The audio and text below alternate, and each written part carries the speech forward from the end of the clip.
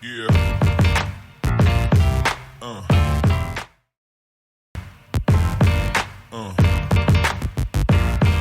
Yeah. Yeah.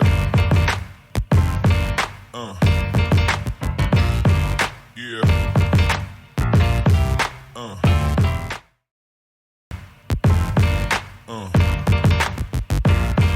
Yeah. Yeah.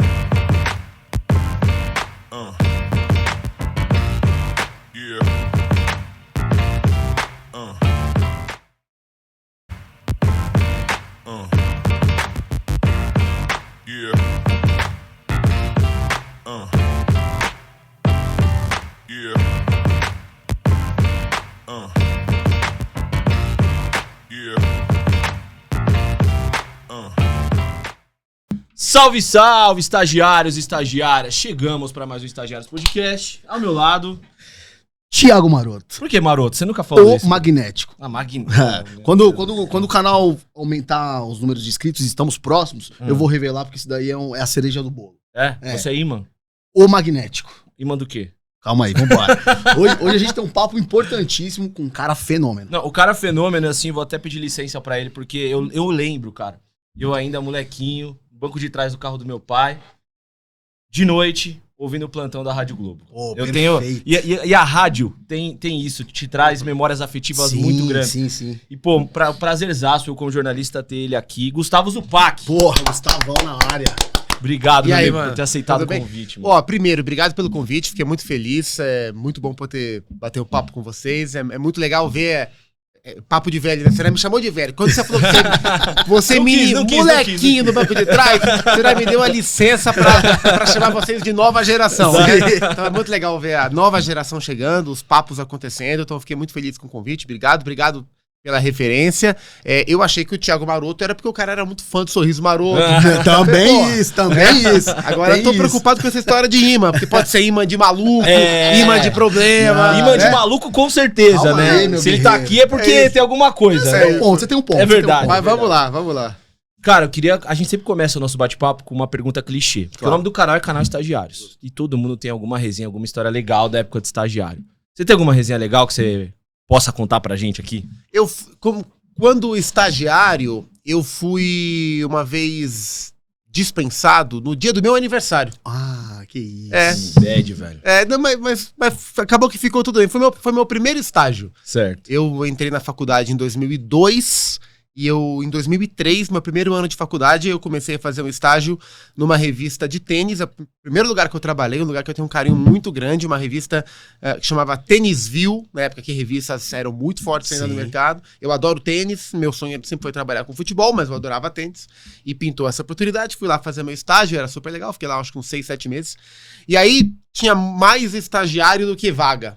E aí a minha chefe acabou tendo que dispensar e como eu tinha menos disponibilidade de horário por causa da faculdade e tal, eu acabei sendo estagiário que acabou sendo cortado, só que ela não sabia que era meu aniversário e ela me chamou pra conversar, pra me dispensar no dia do meu aniversário. Então foi um dia de aniversário meio triste, mas tudo bem, passou, eu tava fazendo 19 anos na época, mas foi uma lembrança amarga de um estágio que pra mim foi muito especial, porque foi o primeiro. E ela soube depois? Sabe que eu não sei? Eu acho que agora ela vai saber. Vai saber. Comparação histórica. Exatamente. E aí, cara, a gente começa esse bate-papo sempre pra pergunta do estagiário. Mas aí, a gente vai vendo o papo e, obviamente, fazer uma ordem cronológica aqui. Mas o que te fez ser jornalista? Quando vem o jornalista pra cá, eu tenho essa pergunta. Óbvio que todo mundo fala do esporte, a gente vive num país ainda mais futebol. Sim. Mas você é um cara que gosta de basquete, gosta de tênis. Sim. Algo te fez fora do futebol? Também brilhou teus olhos ou não? Sempre foi o esporte? Sempre foi o esporte, mas direcionadamente o futebol, especificamente o futebol. A resposta mais clichê é aquela de que eu não tinha talento para ser jogador, acabei sendo jornalista. Talvez de maneira bem distante seja isso, porque de fato eu nunca tive talento para ser jogador, eu sempre fui muito ruim, tanto que eu virei um bom goleiro quando jovem, porque eu não tinha espaço no campo, aprendi a ser um bom goleiro quando moleque, mas eu me percebi com essa vontade de ser jornalista quando eu devia ter uns 12, 13 anos, e eu comecei a ser um cara que Eu adorava acordar de manhã e pegar o jornal atrás da porta pra ler o caderno de esportes. A primeira coisa que eu fazia era ir lá e montar o jornal pra ler o caderno de esportes. Outro dia eu parei pra pensar nisso, como eu já fazia ali um jornalismo, porque nessa época meus pais já eram separados. Eu tenho uma relação muito próxima com meu pai também ama esporte, ele me passou muito essa relação com esporte, com futebol. E o que eu fazia quando eu era criança? Meu pai já não morava comigo, eu acordava, morava com a minha mãe, pegava o jornal, abria o caderno de esportes, ligava pro meu pai e contava o que eu tava lendo. Falava, pai, hoje tem jogo do São Paulo com não sei quem, do Palmeiras com não sei quem, do Corinthians com não sei quem, vai ser tal hora, vai passar não sei onde. Eu comentava as notícias com ele. E hoje, parando pra pensar, o que eu tava fazendo eu tava comunicando, né? Perfeito. Então já tinha uma semente de vontade de fazer jornalismo ali em mim. E aí eu passei a consumir muito, assim, meu pai sempre ouviu muito rádio, então eu ouvia rádio com ele, passei a ver muito programa de esporte na TV, ver muito jogo na TV, e quando eu me percebi, eu já era um apaixonado pelo jornalismo esportivo, além do futebol. Eu falei, putz, é isso que eu queria fazer, eu queria ser um cara desses aí.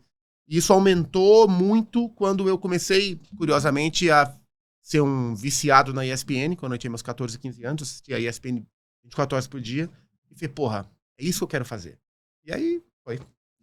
E a primeira lembrança que você tem, assim, do primeiro dia, e aí já a gente vai voltar. Sim. Que você chega numa redação, não sei se foi a ESPN a primeira. Não, mas foi a última, inclusive. Qual que foi aquela sensação? Porque eu imagino que de moleque você já traz isso, e quando você chega e vê, é igual aquela sensação de moleque quando você vai no estádio, né? Sim. Acho que é algo que fica gravado. Como é que Mas foi? você diz de trabalho? De trabalho, Primeira vez que eu pisei pra trabalhar na redação. Cara, foi num lugar muito pequeno, porque assim, curiosamente, na minha época de faculdade, minha época de estágio, eu não consegui, tirando esse primeiro estágio que foi na Tênisville, eu não consegui fazer estágios ligados a... Eu fiz poucos estágios, minha época de faculdade foi muito ruim pro meu preparo profissional em termos de estágio, e quase nenhum deles foi ligado ao esporte. Foi muito frustrante nesse sentido. Eu digo sempre que eu entendo que eu demorei para dar certo. Eu não construí isso na época de faculdade, foi depois de formado. Mas quando eu tava... Isso foi em 2004. Na verdade, eu tava no meu penúltimo ano de faculdade, eu consegui um trabalho que não era remunerado, e isso era... Eu não sei se hoje pra molecada é comum, espero que não, mas na minha época era mais comum do que devia. Na Rádio Atual, era uma rádio AM, a Rádio Atual ficava dentro do CTN, não sei se a galera de São Paulo conhece o CTN. Isso, aí do ladinho da Ponte do Limão ali, um lugar super legal, lugar legal pra caralho, vale a pena conhecer, é cultural, sim. Enfim. E a Rádio Atual era lá dentro, e a Rádio Atual tinha um projeto esportivo pequeno, era um projeto que só transmitia jogos do Corinthians e do Brasil, embora a equipe fosse... Ninguém sabia, mas tinha palmeirense, São Paulino, tinha um monte de gente lá trabalhando, inclusive vários que hoje estão no mercado, que são grandes amigos meus. E eu consegui uma vaguinha lá, através do meu cunhado, o Tomás Rafael, que trabalha na Rádio Transamérica, que é meu cunhado, me indicou lá, eu tava parado, não sei o quê, moleque, fui ajudar na produção, comecei a fazer um plantãozinho esportivo, outro ali. Ali foi meu primeiro contato com um microfone, com um rádio ao vivo, numa estrutura muito pequena, um programa, um escritóriozinho pequeno. Mas foi ali a primeira vez que eu senti a adrenalina, assim, sabe? Que o coração bateu forte com o microfone na mão. Eu falei, putz, é um lugar pequeno ainda, mas é um primeiro passo que talvez no futuro foi para reafirmar o que eu queria fazer. E eu fiquei lá um pouco tempo, acho que 3, 4 meses, o projeto acabou. E aí depois demorou um tempinho pra eu decolar, mas essa memória foi marcante. Mas já chegou fazendo também, sem muita preparação... Jogaram na arena e foi embora. O capitão da equipe, o chefe da equipe, é um cara, enfim, uma lenda do jornalismo, assim, na época áurea da TV Bandeirantes dos anos 90, o Tatá Muniz, Otávio Muniz, um dos grandes repórteres de televisão que o Brasil teve. O Tatá era o chefe da equipe, ele era apresentador, então ele me deu essa oportunidade, foi muito legal. Ali eu fazia a produção do programinha diário, e comecei a fazer algumas coisas nas transmissões de jogos, fazia um repórter de arquibancada e tal. E nessa passagem teve uma história muito legal. Eu fui o primeiro repórter, não era repórter, mas enfim, eu fui o primeiro repórter a colocar no ar uma entrevista do Kia, lembra do Kia? Júlio Bichiano, sim, 2005. Então, em 2004, o Kia chegou pra visitar um jogo do Corinthians. Então a notícia era, o investidor que vai botar dinheiro no Corinthians vai ao jogo hoje. Eram Corinthians e Santos. Não sei que Rapidinho, quando nem existia a possibilidade da palavra SAF no futebol brasileiro, né? Investidor, acho que nem a palavra investidor circulava no meio, era né? parceria. Parceria, Coisa parceria. tá ainda na herança do Palmeiras Parmalat. Exato. Todo mundo buscando a sua. Isso é Exato. 2004. Perfeito. Então, ó, tem um fundo de investimento russo que vai botar dinheiro no Corinthians e o cara vai vir visitar o jogo. E beleza. E lá, no Pacaembu, as cabines, a tribuna ficava do lado da numerada do Pacaembu. Sim. E a nossa cabine na rádio atual era do outro lado, na arquibancada laranja. Descoberta, do lá na Pacaembu, descoberta. que era onde ficavam as rádios do interior. Uhum. Como a nossa rádio era uma rádio pequena, a gente ficava lá no interior. E na época, eu não tinha nem credencial. A gente chegava cedo, todo mundo tinha credencial, eu não, porque eu era moleque. Sim. A gente chegava super cedo no Pacaembu pra montar a cabine e não tinha ninguém na portaria. Então eu entrava sem credencial e ficava ali e não saía mais. Eu não tinha credencial. Sim. Então eu tava ali, e aí a gente conversava, o Tatá falou, ó, vai ter o cara aí, o gringo vai estar aí e tal. E se a gente tentar ir até lá? Aí foi bom, beleza. Aí começou o jogo, eu tava do outro lado.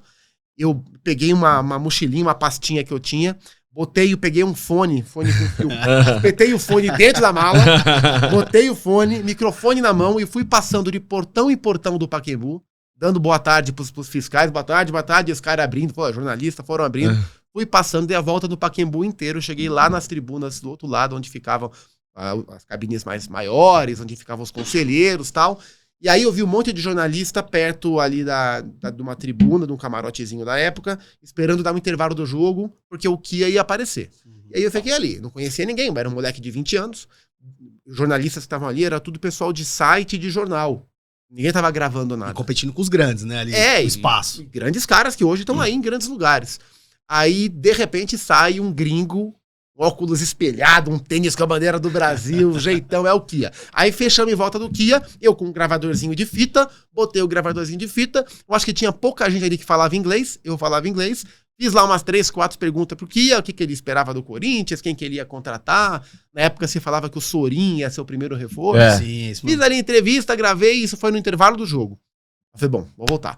Botei meu fone, espetei na mochilinha, fiz todo o caminho de volta, dando boa tarde pros fiscais, sem credencial. Cheguei na cabine, o jogo tava rolando. Falei, ó, tá aqui a entrevista. Aí rebobinamos a fita do gravador, espetamos no cabo pra colocar ao vivo, e no meio do jogo o narrador chamou, ó, agora o Gustavo Zupac, nosso repórter aqui, foi até lá, a primeira entrevista do cara que vai botar dinheiro no Corinthians. E aí disparamos, e aí até acabar o projeto da rádio, eles brincavam que eu fui o primeiro cara a entrevistar o Kia no Brasil. Muito louco. Pô, sagacidade, inclusive. né? Demais, precisa ter esse olhar, né? Foi legal, foi muito legal. E aí, já pegando esse gancho, qual que é a importância da rádio, não só na sua vida como jornalista, que eu acho que tem uma importância muito relevante, mas na vida do cidadão, porque eu ouvi muita gente falando sobre a rádio vai acabar, mas a rádio, querendo ou não, é isso aqui. Sim. Só que a gente tá colocando, é um programa de rádio que a gente tá Sim. fazendo, só que a gente tá colocando imagem também. E a rádio, ela faz um serviço que não é só um serviço jornalístico. Um serviço para as pessoas. É onde você vai ver se tá trânsito, onde você vai ver se aconteceu algum acidente, o que tá acontecendo no país, se vai ter uma guerra, se não vai ter uma guerra. Então é um serviço para a comunidade. Me entristeceu muito no ano passado a notícia de que alguns, saiu até do Atlético Paranaense, né, que iam cobrar as rádios, e eu acho um absurdo.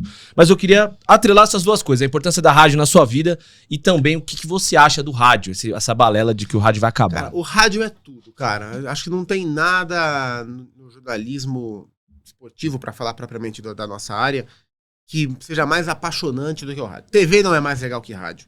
Jornal não é mais legal que rádio. Site não é mais legal que rádio. Posso garantir que YouTube não é mais legal que rádio. O rádio é legal pra caralho. O rádio é mágico. O rádio tá ligado com a magia que fez a gente se apaixonar pelo jogo, Sim. pelo futebol. É o lúdico, é o imaginário, são as memórias antigas. O rádio é sensacional. Então o rádio foi muito importante na minha formação como jornalista. No sonho que eu alimentei desde moleque, foi ouvindo muito rádio. Lembro que as primeiras vezes, ainda na época de faculdade, que eu fui visitar estádio, ver como é que era a operação do dia de trabalho, o que mais me encantava era ver os repórteres de rádio se preparando para entrar no ar, como era a preparação, como é que eram aqueles caras que eu ouvia, a cara dele, sabe? Quando eu era moleque, eu imaginava como é que será que é a cara do José Silvério. Sim. Porque não é igual hoje que você vê a cara de todo mundo na rede social. Você não sabia. Você imaginava como é que era o Milton Neves, como é que o Milton Neves ficava no estúdio. Um tom de O voz. domingo inteiro, como é que era aquilo? Era muito lúdico, né? Eu imaginava o Zé Silvério um cara enorme, o Silvério um cara baixinho, uma lenda, um narrador que eu ouvi durante tanto tempo. Então o rádio mexe com o imaginário, então é apaixonante. A minha, assim, o que eu tenho de bom como profissional hoje, eu devo 100% ao rádio. O rádio me preparou para ser o melhor cara de TV que eu posso ser, o melhor jornalista que eu posso ser, o melhor comentarista que eu posso ser. Então eu devo tudo ao rádio. Eu tenho convicção de que quem passa pelo rádio está mais preparado para fazer tudo que a profissão exige. Tenho convicção. Claro que a pessoa pode ser ótima e existem pessoas geniais no nosso meio que não passaram pelo rádio. Mas o preparo que o rádio dá é a melhor escola que um cara de microfone, especialmente de televisão, de YouTube, enfim, pode ter. Então eu sou muito grato ao rádio. Se o rádio fosse economicamente sustentável, como as outras mídias são, tivesse o reconhecimento que as outras mídias têm, e, enfim, eu faria rádio para a vida inteira. Mas as coisas são como são e é isso. E para a sociedade o rádio é muito importante, porque a gente ainda está falando de um país que tem muita gente que não tem acesso a 5G, a 4G, a TV a cabo. Então, se a gente pensar no aspecto social do rádio, quem comunica com o Brasil inteiro, de ponta a ponta, é o rádio. Por frequência, né? É isso. A galera não se ligou nisso ainda, né? E até para quem tem, né, e eu chamo todos nós aqui de privilegiados de alguma forma, o acesso a todos os meios de comunicação, o rádio tem o seu valor. Especialmente, acho que para essa fatia da população, onde a gente se inclui, eu acho que o rádio tem um papel muito importante, ele ainda é muito útil nos deslocamentos. Acho que a nossa geração, ou a nossa posição hoje na sociedade, não vai ouvir o rádio em casa, isso é incomum, só quem realmente gosta. Mas no deslocamento, o rádio é muito importante. Então ele é um prestador de serviço, e uma coisa que eu aprendi trabalhando em rádio, é que o rádio ele ainda é companheiro de muita gente. Nossa, pessoal que total. trabalha de madrugada, pessoal de Total. portaria, taxista, motorista de ônibus, vigia, esses caras, o rádio é o parceiro deles. E quando a gente tá com o microfone de rádio, a gente tá, sem saber, muitas vezes ajudando gente, salvando gente da solidão, da tristeza, além da informação. Então o rádio, ele é a coisa mais maravilhosa. Eu acho que ele nunca vai acabar, mas ele perdeu muito do espaço dele. Ele perdeu receita, perdeu dinheiro, perdeu relevância, mas ele nunca vai acabar. Ele sempre vai ter esse espaço garantido para muita gente. Como o Zupac falou, é tão lúdico que antigamente a galera escutava rádio, novelas e fantasiava o cenário da novela no rádio, cara. Exato. E é muito louco isso. E aí você falou uma coisa interessante, você falou, pô, como que o Mitorais ficava no estúdio? Na minha cabeça, quando eu era menor, eu imaginava assim, essas rádios de madrugada, eu imaginava que o estúdio era tudo apagado também. Cara, e o rádio permite que a gente imagine. É muito louco Sabe isso. que, por exemplo, antigamente, nem é na minha época, mas anos 70, anos 80, a galera que ouvia rádio, anos 70, 60 especialmente, época do Pelé, que era uma época que ou não tinha TV ou eram pouquíssimos jogos, a imagem que todo mundo tinha dos jogadores era aquilo que se ouvia no rádio. Então, pô, se o narrador falava sobre um goleiro, tá? O goleiro que faz... O narrador fala, que salto maravilhoso. No fundo, depois, ao longo da história, a imagem que vai se ter desse goleiro é o que o rádio contou, porque não se via tantos jogos como se vê hoje. Sim. Então o rádio ajudou a moldar, a contar a história do futebol brasileiro. É incrível isso. E é muito louco porque tem um jogo que eu me lembro de estar ouvindo no rádio. Não lembro porque meu pai, a gente não estava assistindo aquela final do São Paulo no estádio Bezerrão. Não foi a final do eu último tava lá. título Foi brasileiro. meu primeiro ano como setorista. Ah, é? No Gama. Isso, São Paulo e no Goiás. Gama. Opa, O gol do Borges. Gol impedido. das maiores chuvas que eu já tomei na minha vida. Exato. Afe Maria. E o gol do Borges foi aquele gol chorado. Foi, meio O Hugo chutou Hugo e chutou. o Borges corou. Cara, eu ouvi na rádio Nossa, isso. é Eu imaginei o Borges, assim, 3 caras na frente dele, e ele empurrando os 3 e não sei o quê. Quando eu vi na TV, eu falei, cara, que merda. É isso. Não, o rádio tem esse poder de contar as coisas de um jeito que a gente imaginava muito mais. Você imagina Exato. esse potencial numa época que não tinha televisão. Sim. Ou que não tinha pay-per-view, não tinha Premiere. Sabe? Era o rádio que contava, né? E a narração do gol do rádio é muito mais legal que a do gol da TV. Muito. Por mais que a gente tenha brilhantes narradores hoje Sim. e tudo viralize, um gol bem narrado no Sim. rádio é o que te arrepia, sabe? É. O rádio é. E sabe o que é muito louco? Às vezes, hoje em dia, como a gente tem acesso à imagem e tudo mais, a gente vê o mesmo lance no rádio e o mesmo lance na TV. Sim. Às vezes, o narrador, e aí eu vou fazer aqui, os narradores me perdoem aqui, vou fazer um techzinho. A bola tá no gol de defensivo. Lá vem o São Paulo, lá vem... Tá jogando. Quando você vai ver na imagem, a bola tá indo devagar. Tem que prender a tua atenção, Mas cara. esse tato do rádio, do cara isso. não deixar um segundo, né? Que acho que é a máxima do rádio. E, cara, o microfone sem falar é muito maravilhoso. Sim, e narrar futebol no rádio É muito mais eu difícil. ia falar, e muito difícil. cansa, né? Opa, muito muito difícil, é um preparo muito grande. E nem todo narrador de rádio, narrador pica de rádio, vira narrador pica de TV. Perfeito. Às vezes sim, mas nem todo, porque são coisas diferentes. Sim, Então, sim. Tem narradores ótimos de rádio que aprenderam a fazer TV brilhantemente. Mas o narrador bom de rádio, histórico, os narradores é das coisas mais bonitas que acho que a nossa profissão colocou à disposição do público. Assim. Não, com certeza. E aí, pegando, então, tava a Rádio Transamérica e tal, Isso. e aí você vai pro Grupo Globo, né? Pô, E aí, 2009. como que é essa transição? Sai da Transamérica, vai pro Grupo Globo e você ficou bastante tempo lá. também. Foi uma decisão difícil, mas muito acertada. Porque, assim, eu entrei na Transamérica em 2007. Eu fiquei de 2007 a 2009 na Transamérica. Uhum. Entrei como produtor e plantão esportivo, porque era esse o caminho de entrada na rádio. E o próximo passo era virar repórter, quando vagou um caminho de setorista. O grande, brilhante, saudoso Roberto Carmona, que era setorista da rádio Nossa senhora. e comentava os programas, deixou de ser setorista só pra ficar nos programas. Carmona já era um senhor. Comentarista, né? Uma história e tal. Ele faria ainda jogos, mas Sim. o dia a dia ele não fazia mais. E eu tava ali na linha sucessória porque eu era um plantão esportivo e aí eu passei a ser setorista do São Paulo em 2008. Foi muito legal. Mas a Rádio Transamérica ainda é uma rádio FM. Na época tinham menos FM fazendo, hoje Sim. todo mundo é FM, né? Mas era uma rádio FM que tinha uma audiência muito forte, uma penetração nessa galera, taxista. Eu percebia, assim, quando eu pegava um táxi, quando eu ia num restaurante, a galera sempre ouvia uma percepção popular muito grande da Transamérica, uma linguagem muito descontraída, que era a marca, ainda é a marca do projeto. Uma rádio espetacular para trabalhar, um lugar que eu amo de paixão. E eu recebi um convite para trabalhar no Sistema Globo de rádio, que tinha duas rádios, a Rádio Globo e a Rádio CBN, a mesma equipe fazendo as duas rádios, uma na AM, outra na FM, com linguagens muito diferentes. E aquilo foi um desafio muito grande para mim, porque eu tinha convicção de que a percepção popular, eu seria menos conhecido saindo da Transamérica. A Transamérica me daria mais esse reconhecimento das ruas, da galera que ouve. Sim. Mas, jornalisticamente, a Rádio Globo, a Rádio CBN fazia um trabalho mais profundo, uma coisa mais apuração, programação o dia inteiro para entrar. Era diferente a proposta. E eu senti ali que, para mim, jornalisticamente, era uma coisa que eu deveria ser um bom investimento para minha carreira. Era um desafio mudar o público, porque a Transamérica era uma rádio jovem, descontraída.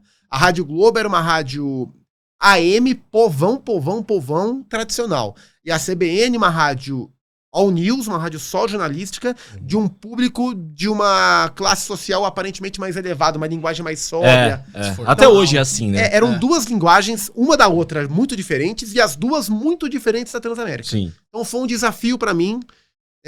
E foi uma decisão difícil, porque eu adorava a Transamérica, como eu adoro, tenho muitos amigos lá, todo mundo lá, ainda é minha casa, faz quase 15 anos que eu saí, ainda é uma casa minha, mas foi uma decisão muito acertada, foi uma decisão que me moldou como profissional, e eu tenho convicção de que as pessoas têm a visão que têm sobre o meu trabalho pelo meu crescimento dentro do Sistema Globo de Rádio. De lá eu fiquei de 2009 a 2021, foram quase 12 anos, 11 anos e alguns meses, e foi a minha grande casa no jornalismo.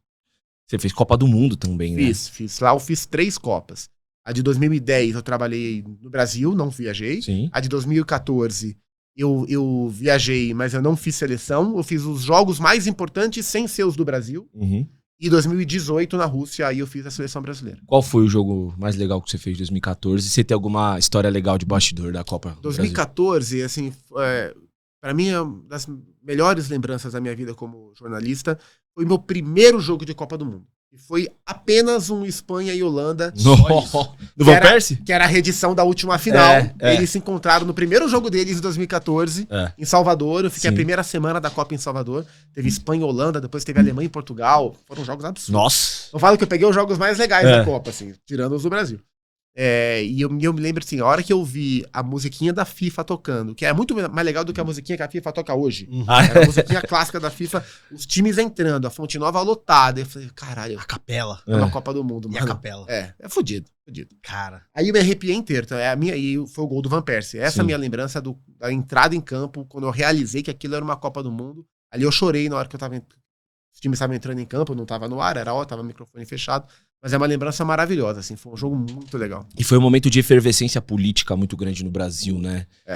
Qual foi o olhar de vocês pra, campo, bola, Copa do Mundo, tá todo mundo vendo. Mas eu preciso também trazer um olhar jornalístico. Em 2014, eu até acho que foi um pouco menos.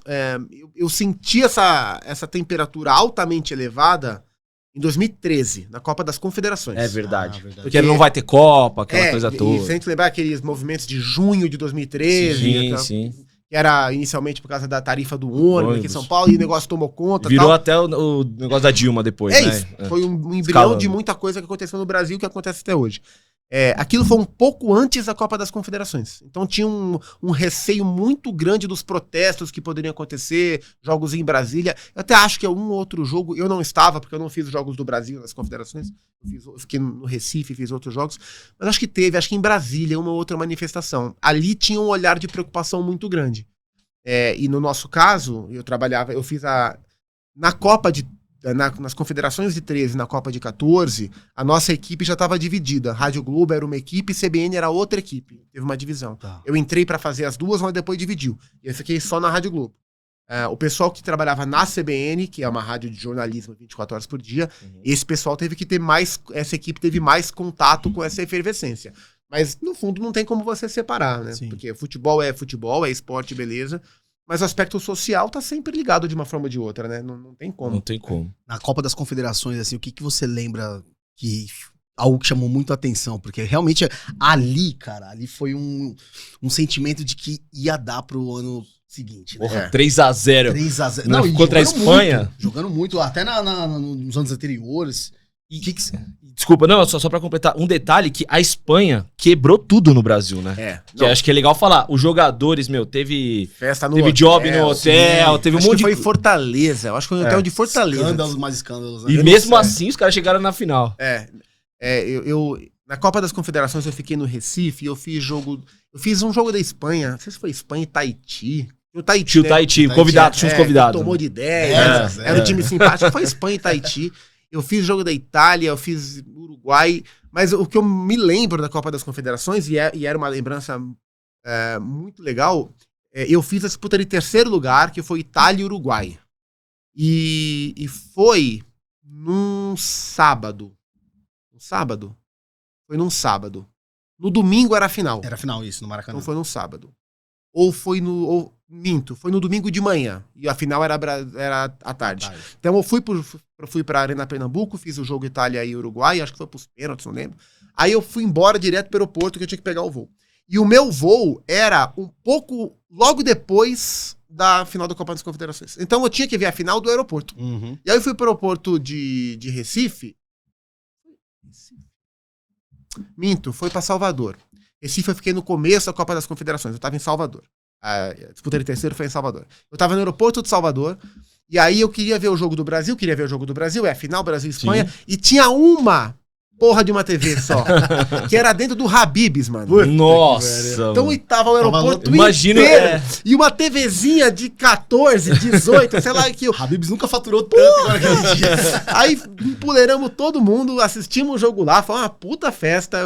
O gol do Fred deitado, né? O Fred deitado no chão fez o gol, o Brasil arrebentou. Davi Luiz salvando em cima da linha. Neymar engolindo a bola. E a imprensa falando, pô, acho que não vai dar. Brasil, tinha gente falando, pô, o Brasil vai tomar de pouco. Tic-tac. Não, e depois daquele jogo, o Hexa vem. O Hexa vem. Ali, hoje a molecada gosta de falar o Prime, né? Ali foi o Prime do Brasil do Filipão. Foi o jogo Brasil e Espanha. Ali aquele jogo. E eu lembro que eu tava no aeroporto e eu vi essa final numa TVzinha e acabou o jogo, peguei meu voo, voltei pra casa. Empovoado. Não, foi uma festa. Virou carnaval. Virou carnaval, esqueça tudo, ainda mais em Salvador. Isso aí. E, cara, como foi pra você trabalhar, não sei se você tava no jogo do 7x1, mas como jornalista a gente sente muito, né? Sim. Passar essa notícia pra torcida brasileira, Então, né? como tem uma história curiosa, um olhar curioso, né? Como eu não tava fazendo o Brasil, eu fazia os outros jogos. Brasil e Alemanha foi uma semifinal, que foi lá no Mineirão. A outra semifinal foi aqui em São Paulo, Argentina e Holanda. Sim. Eu tava nesse jogo. E não sei Você se a galera sabe como é que funciona. Acho que não sabe, não tem como saber. Como é que funciona o dia a dia de uma cobertura de Copa. Então, se Brasil e Alemanha jogam no sábado, na sexta-feira, no estádio, tem as entrevistas oficiais dos técnicos. Sim. Né, que é o que se chama de Match Day -1. Sim. Então, assim, Que dia que foi dia de semana Brasil e Alemanha? Foi numa terça-feira. Terça-feira. Porque na quarta 8 foi- de julho, porque 9 de julho foi meu É, aniversário. era uma terça. Argentina e Holanda, e eu lembro que eu Isso. fui nesse jogo e não queria ir. Porque eu tava com a ressaca. E o da- Jazentino enchendo o saco. história Então, boa. terça-feira tinha Brasil e Alemanha. E se na quarta tinha Argentina e Holanda, quer dizer que na terça-feira tinha as entrevistas dos técnicos de Argentina e de Holanda na chamada Arena Corinthians ainda. Então, Isso. eu estava na Neoquímica Arena. Sim. Eu assisti a semifinal Brasil e Alemanha na Neoquímica Arena, porque as entrevistas do Van Gaal e do Sabella, técnico da Argentina, que já morreu, eram logo depois do jogo do Brasil. Então, a gente assistiu ali no centro de mídia do estádio. E qual era a imprensa lá? Imprensa brasileira, porque Copa do Brasil, E argentinos. holandeses e argentinos. Meu irmão, o que os argentinos gritavam a cada gol da Alemanha? Cara, foi ex-jogador. Vamos, caralho! Então, eu vi o 7x1 puto, comecei a ficar envergonhado. Claro. Né? Envergonhado. E os caras deitando na gente ali. Deitando. Foi uma festa argentina da imprensa. E aí acabou o jogo, eu fui pra sala, pro auditório do estádio, e aí a gente teve as entrevistas. E claro que, não lembro as respostas, mas boa parte das perguntas das entrevistas pro Van Gaal e pro Sabella, que não tinha nada a ver com o Brasil, era sobre o 7x1. E esse foi o meu olhar sobre esse dia tão triste. Tá louco, cara. Foi complicado. isso Cara, aí. e esse dia foi um dia, assim, bem difícil pra todo brasileiro. Porque as entrevistas, eu lembro que jogador saiu chorando, cara. Da vida. Davi, como é que ele falou a frase? Fatia. Que ele só queria Dar alegria pro brasileiro. povo. É. Deve ter sido muito maluco isso. Cara, e assim, um dia depois foi meu aniversário. Imagina o clima. Foi um dos piores aniversários da minha vida. Tava todo mundo assim, ó. Vocês Depois do 7x1. Vocês já ouviram a história? O Jô foi no Resenha ESPN recentemente. Ele contou uma história muito boa desse dia. Procurem o corte, que é muito melhor do que eu contar. Mas, até porque o Jô é bom pra contar a história. Ele é. O Jô era o reserva do Fred, né? Sim. Naquela Copa. E aí, beleza. O primeiro tempo acabou 5, né? 5. Aí eles foram o segundo tempo, todo mundo foi aquecer atrás do gol e tal.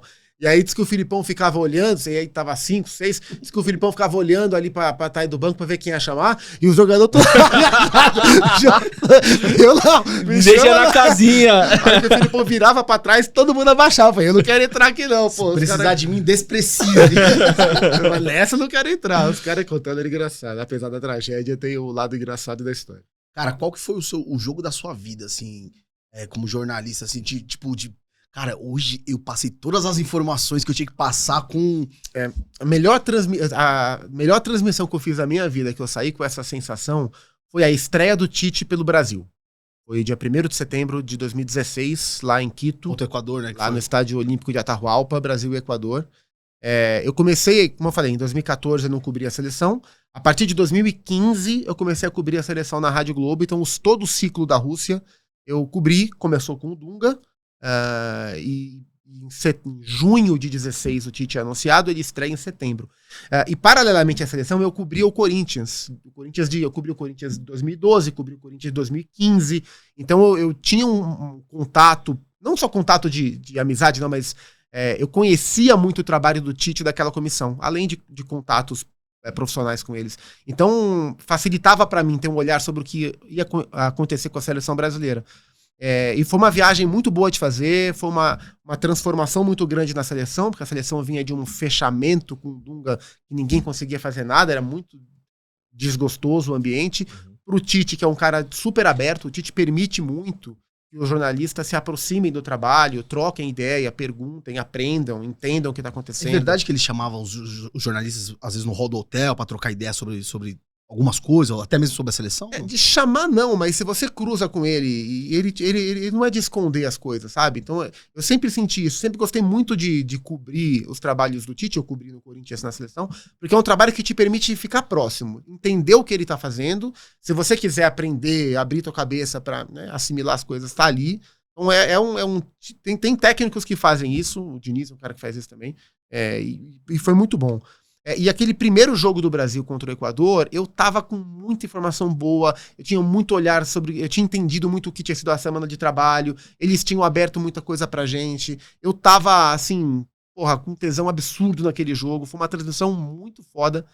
Lembro que quando acabou a transmissão, eu fiz a equipe tava inteira em São Paulo e só eu no Equador, né? Então, de reportagem, eu fiz a reportagem de São Paulo, quem também trabalhou como repórter no jogo do estúdio foi a Ana Thaís Matos, que tá hoje na Globo. E a Ana é muito minha amiga e tal. Eu lembro que quando acabou a transmissão, ela mandou uma mensagem. Falou, caralho, hoje você voou, hein? E eu saí com essa mesma sensação. Então essa é uma transmissão que eu guardo muito. Eu diria que foi a minha melhor, assim. Eu acho que eu entreguei de minuto 1 ao minuto 90 tudo que tinha que entregar. Voltando até um pouquinho, então, pra 2010, né? Dessa questão do fechamento do Dunga. Você teve alguma passagem com o Dunga? Porque alguns jornalistas tiveram, infelizmente... Mas 10 eu peguei o Dunga da sessão de 15. Ah, 15. de 15 pra frente. 10 eu não cobri a seleção Então, ainda. mas ainda o Dunga ainda vinha com aquele histórico mais fechado. Sim. O que isso aí foi que você imagina até... Claro, você não estava em 2010, mas o que isso pode ter atrapalhado na questão da seleção? Porque realmente a seleção do Dunga ganhou muita coisa, né? Ganhou a Copa América, foi bem nas eliminatórias, confederações, mas infelizmente naquele jogo da Holanda, que por uma bola... Felipe Melo, né? Fazia uma boa Copa. Fazia uma Sim. excelente Copa. Fez um primeiro tempo fudido contra a Holanda. Baita passe que ele dá pra Copinha. O Brasil jogou muito o primeiro tempo ali, né? O Brasil perdeu aquele jogo em minutos. No detalhe, No descontrole do Felipe, na falha do Júlio César, no bom aproveitamento da Holanda. Eu acho que assim, o Dunga é um cara que aí as pessoas podem gostar ou não gostar, mas eu acho que a maneira que ele se comportou como técnico da seleção é um pouco bagagem do que ele carregou como jogador. Do que ele sofreu, inclusive. O Dunga foi um grande jogador. Que demorou muito tempo para ser valorizado. Subestimado, né? E foi um cara, numa época em que não tinha cancelamento, não tinha rede social, mas ele foi escolhido como um vilão nacional ali, né? Então aquilo, somado ao tipo de pessoa que ele é, a personalidade de cada um, o gênio de cada um, aquilo moldou um cara amargo com muitas situações. E ele assumiu a seleção depois da Copa. A gente tem que sempre entender o contexto, né? Depois da Copa de 2006, onde a crítica era que era uma farra do caramba, ele chegou com a missão de trazer um outro aspecto. E ele trouxe, e eu acho que ele acabou passando com o tempo, esse amargor dele era uma seleção de um ambiente mais pesado. E eu acompanhava como jornalista, mas de São Paulo. Olha só que belo. Não era uma seleção com um ambiente mais carregado. Uma atmosfera mais de guerra do que de vamos lá, todo mundo, né? Eu acho que isso passou. Acho que a seleção jogou com a corda esticada, com a atenção o tempo inteiro. Era um trabalho bem feito, taticamente era um bom trabalho, mas em algum momento descalibrou, né? E o Brasil perdeu do jeito que perdeu, e isso acabou sendo inevitavelmente atrelado ao humor que rondava em volta da seleção. Você, como jornalista, na sua ótica, consegue encontrar um meio termo? Realmente tem que abrir um pouco mais o ambiente da seleção? Tem que ser mais fechado? O que você vê? Eu acho que tem que ser um meio termo. Mas eu acho que hoje as coisas funcionam melhor nesse sentido. O ambiente é mais profissional como um todo. Hoje, por exemplo, se as coisas... Você imagina, em 2006 era aquela farra, beleza. Você imagina esse ambiente de farra, tudo aberto. Hoje, com a quantidade de influenciador, né, com tudo que está em volta dos jogadores, você perde qualidade de trabalho, você perde foco. Então você tem que achar um meio termo ali. E muitas vezes blindar o jogador da própria família, porque às vezes o cara tá na Copa do Mundo. A família viaja para acompanhar a Copa. Aí, sei lá, tá algum problema. Bloqueou o cartão de crédito de alguém. Ou o filho ficou doente. Ingresso. Todo mundo fica ligando pro cara. A cabeça do cara fica na lua. Tá pensando em tudo menos no... Mas ao mesmo tempo você não pode privar o cara de encontrar a família. Porque são 40 dias, é um nível de cobrança muito forte. Então você tem que ter a sensibilidade de achar esse meio termo. Acho que hoje tá mais próximo. Acho que depois de 2006, depois de 2010, os dois extremos... 2018 na Rússia teve um pouco de excesso também em relação a familiares, amigos, em hotel, assim. O celular que... Algo deu errado. Algo deu errado em 2018. Tem razão. E falaram que 22 também foi meio complicado ali. 22 não me lembro. De familiar no hotel. Então essa é uma coisa... controle, assim, né? Esse é o desafio. Mas tem que achar um meio termo, assim, porque... Hoje é muita informação, é muita gente em volta dos jogadores, é muita informação e não pode ser tudo. Mas se você fecha demais, o cara não aguenta, porque a Copa do Mundo ele é muito desgastante pro jogador. É uma cobrança muito grande, é muito tempo, então tem que achar um meio termo. Sim. E aí, pô, você ficou tanto tempo ali na Rádio Globo, né? Sim. / Grupo Globo. Sim. E aí até já pra passar pra gente falar do esporte interativo, que, pô, celeiro de craques, Outra assim, paixão, que você... cara. Que ali deve... Que ali... nacional. Não, e é legal que a gente vê a galera, como você falou, com tesão de trabalhar, né? Sério, se juntar, total. pô, eu vou trabalhar, eu vou dar risada com os caras. O VSR falou um negócio importante recentemente na TNT, ele falou, cara, aqui é um dos poucos lugares que eu trabalhei que não tem tanta trairagem, né? De tipo, se eu falar alguma coisa, o cara vai querer me derrubar. Óbvio, cada lugar tem o seu, mas a galera era muito amiga. E aí, só pra gente encerrar a parte Grupo Globo ali, Claro. que te fez ir pra esse convite do esporte interativo? Porque, querendo ou não, você tava lá na Mamãe Globo, né? E eu vou fazer só um adendo. Aham. Eu acho, na minha ótica ali, o esporte interativo é um ponto de inflexão para mudar e abrir muito mais os caminhos de jornalismo. Como se comunicar. Aproximar o público. Acho que ali, cara, é um case. É um case. É um case. Inclusive no trabalho do digital. Sim. O esporte interativo, quase sempre, né? Eu cheguei já numa outra fase, mas durante muito tempo ele era uma TV UHF, uma TV pequena. Eles mesmo brincam que começou como uma TV de garagem, Sim. que não tinha o alcance, né, que outras emissoras tinham. E eles cresceram muito através do investimento no digital. Eles aprenderam a fazer, eles mudaram a forma de fazer digital. O que a gente vê a Cazé fazendo hoje, todo mundo tentando fazer os posts, os perfis de Instagram das emissoras, isso mudou por causa do esporte interativo, a maneira genial que eles fizeram. E depois com o investimento da Turner, da Warner, hoje acho que é Discovery, né, que é a dona do grupo Discovery, que é a dona da TNT Sports, cresceu, ficou uma emissora robusta, comprou direitos, investiu em estrutura e tal. Cara, eu tenho... Eu não sei se é o meu jeito de ver as coisas, mas eu tenho um carinho e um amor, assim, muito grande pelos lugares que eu passei. Então, você fala Transamérica, Rádio Globo CBN, né? Esporte Interativo, ESPN, são lugares que são todas as minhas casas, sabe? Eu acho que eu consegui entrar e sair dos lugares tão bem que eu tenho esse carinho muito grande. Então eu fico muito feliz de poder falar de todos os lugares que eu trabalhei. Acho que tem gente que sai muito mal dos lugares, guarda muito rancor. Enfim, eu felizmente tenho ótimas coisas para falar de todos os lugares. Então eu trabalhava na Rádio Globo. Quando eu entrei na Rádio Globo, no Sistema Globo de Rádio, é claro que eu pensava, pô, aqui é uma porta de entrada para eu ir para o Sport TV, futuramente, né, moleque, começando em rádio, mas acabou que nunca aconteceu. O Sport TV chamava algumas pessoas da equipe para fazer o Arena, Sport TV, o Seleção, algumas coisas. Nunca me chamaram, nunca pintava, eu queria trabalhar em TV, sonhava em trabalhar, meu grande sonho era trabalhar na ESPN, meu sonho de adolescente, como eu falei, mas também não acontecia. E eu queria fazer, até que o Esporte Interativo era uma emissora que só tinha base no Rio, eles resolveram abrir um estúdio em São Paulo também, para ter um ou outro programa em São Paulo e montar uma equipe pequena. Eles queriam fazer um programa de debate em São Paulo, para tarde. E aí chamaram várias pessoas como era um programa de debate, chamaram várias pessoas de rádio para fazer, queriam fazer tipo um Fox Sports Rádio, um programa dessa pegada. Pra montar esse programa. E aí, como a gente acaba conhecendo muita gente, muitos amigos em comum, me chamaram. Aí eu fui, fiz o teste, várias pessoas fizeram vários, acho que eram umas 10, 12 que fizeram o teste, por umas 5, 6 que fecharam. E eu fui chamado, mas eu não saí da rádio, né? Então, o Esporte Interativo eu trabalhei de 2017 a 2019, conciliando com a rádio. Assim, a minha prioridade de escala era sempre a rádio, e eu encaixava o Esporte Interativo nesse caminho. E foi uma experiência deliciosa, maravilhosa. Eu adoro lá, adoro as pessoas de lá, quem tá e quem não tá lá. Eu não peguei, a minha vida não foi lá. Eu não peguei o início como VCR, como Formiga, como Jorge, que agora saiu também, como o André, enfim. Que esses caras, eles têm o esporte interativo na essência deles. Né? Eles são o esporte interativo e o esporte interativo faz parte deles. Sim. E eu chamo de esporte interativo até hoje, embora eu não seja DNV. Eu fiquei pouco tempo, mas foi o suficiente para eu entender a essência daquilo. E de fato é um lugar, eu acho que dificilmente eu vou trabalhar em algum lugar na minha vida que tenha uma relação de pertencimento tão grande com quem trabalha lá. Então, de fato, eles sempre tiveram um prazer muito grande de carregar aquilo junto, de fazer aquilo crescer. E isso me ensinou muito e era uma atmosfera muito gostosa. Você acha que o fato de ter mais liberdade influenciou essa nova comunicação? A gente vê, você, Casimiro Miguel, Pedro Certezas, aí VSR, Bruno Formiga, Jorge Igor, André Henning. Cara, fora a galera que eu não lembrei aqui, que é gente grande, boa pra caramba. Então, qual que era o grande...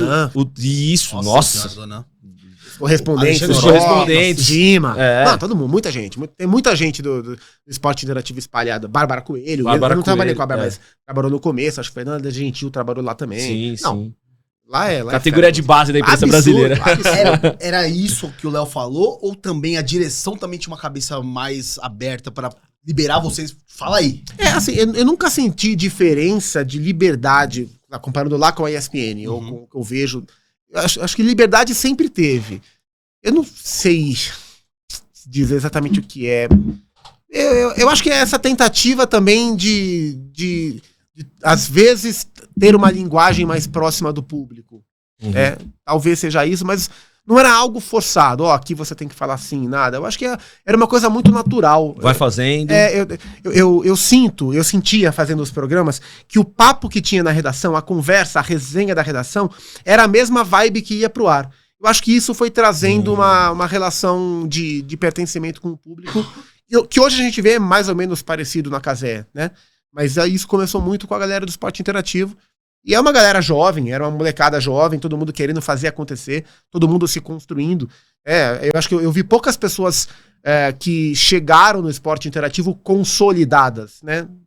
O Mauro Betting, beleza. Mas a maioria, o grosso da equipe do esporte interativo, foi se consolidando lá dentro, né? Então acho que isso trouxe essa jovialidade para a comunicação e realmente transformou a maneira de fazer, né? Sim, não, mudou, né? Mudou completamente. A maneira que eles fazem Champions uma coisa. A ESPN fazia Champions de maneira espetacular. Era a casa da Champions durante 20 anos. Sim. E o Esporte Interativo, a TNT, eles pegaram a Champions com muita desconfiança do público, natural, Sim. porque nunca tinham pego um evento daquele tamanho, e fizeram e fazem de um jeito que é também transformador, é muito legal. É que eu acho que na época a ESPN era muito focada, assim, tinha os campeonatos europeus, então a comunicação era mais pro cara que já acompanhava ou já tinha esse interesse. Eu acho que a TNT / Esporte Interativo meio que desmistificou, assim, algumas questões. Pelo menos a minha visão, posso estar, né? É isso. E, cara, você ficou pouco tempo lá. Fiquei. Por que você ficou pouco tempo? E aí você já vai pra ESPN, que era o seu grande sonho, né? Essa é a resposta. Inclusive, tem um livro ali atrás, era o meu livro reportagem, até coloquei no cenário, que foi baseado no José Trajano, né? Do TCC, mas falando sobre a criação da ESPN. Então, cara, eu sou fã demais também. Eu também. O Thiagão também, inclusive. Eu me moldei como um aspirante a jornalismo assistindo a ESPN do Trajano. Sim. Mas eu não trabalhei com o Trajano, né? Na verdade, eu encontrei o Trajano uma vez, assim, conversei com ele, que foi num dia muito triste, que foi no velório do Antero.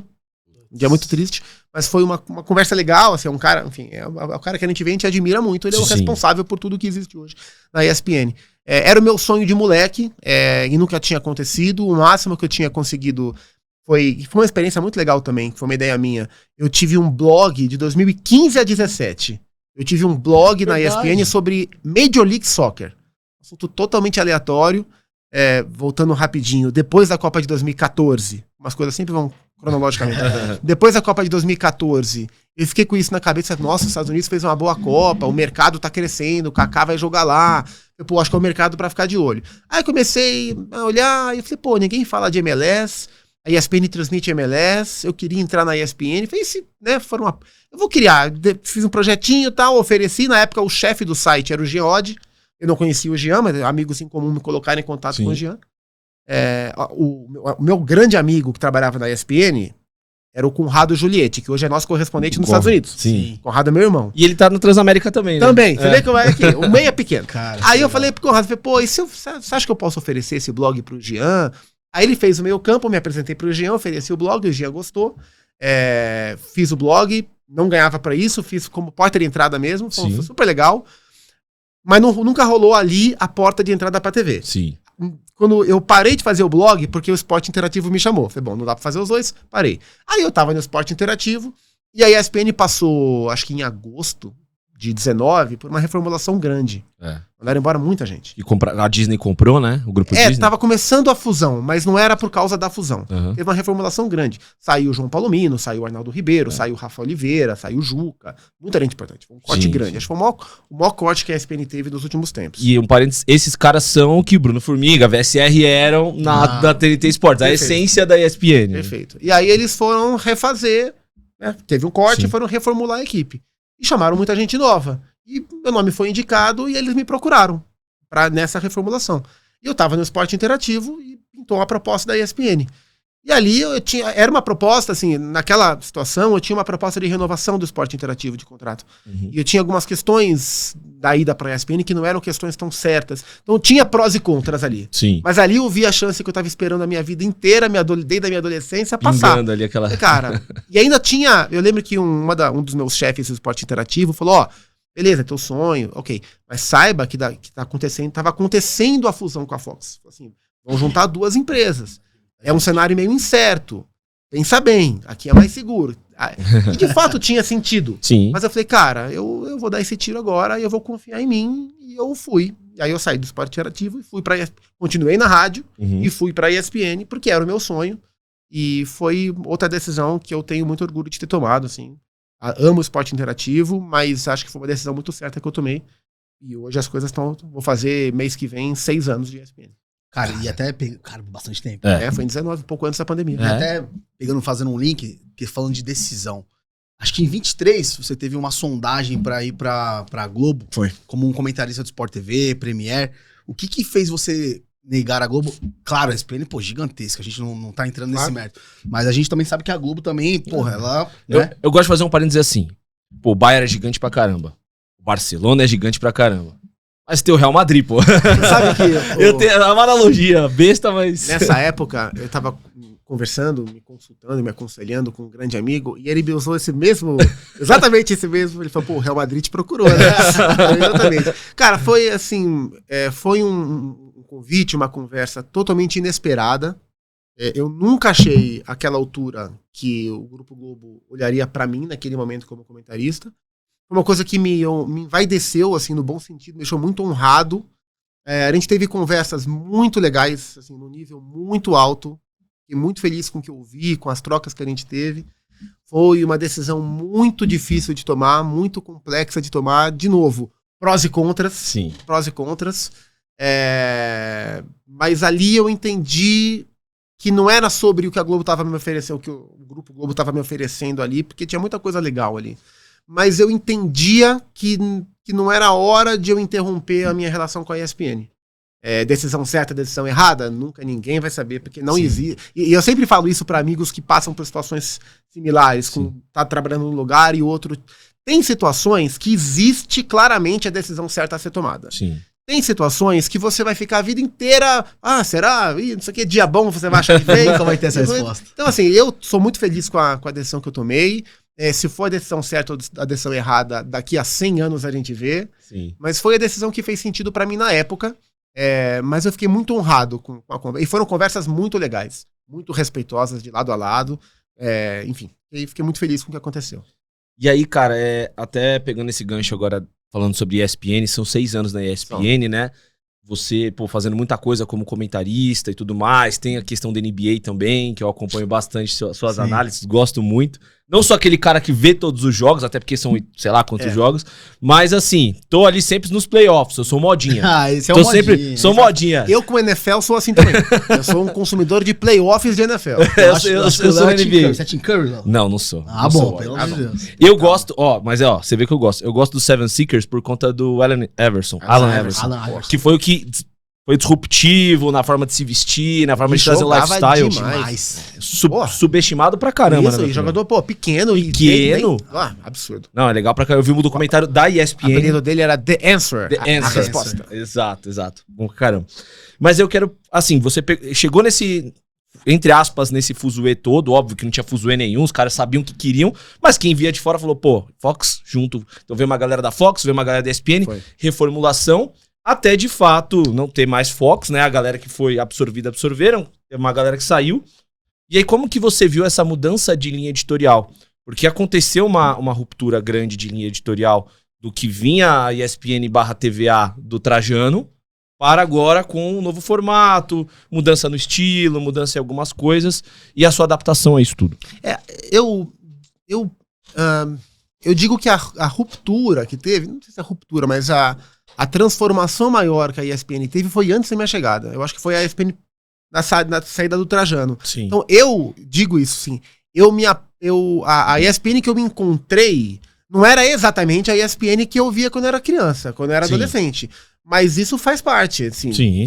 Os times, né? O jornalismo não é mais o mesmo, a TV Globo não é a mesma, as rádios não são as mesmas, o Flamengo não é o mesmo, o Corinthians não é o mesmo, porque a ESPN vai ter que ser a mesma.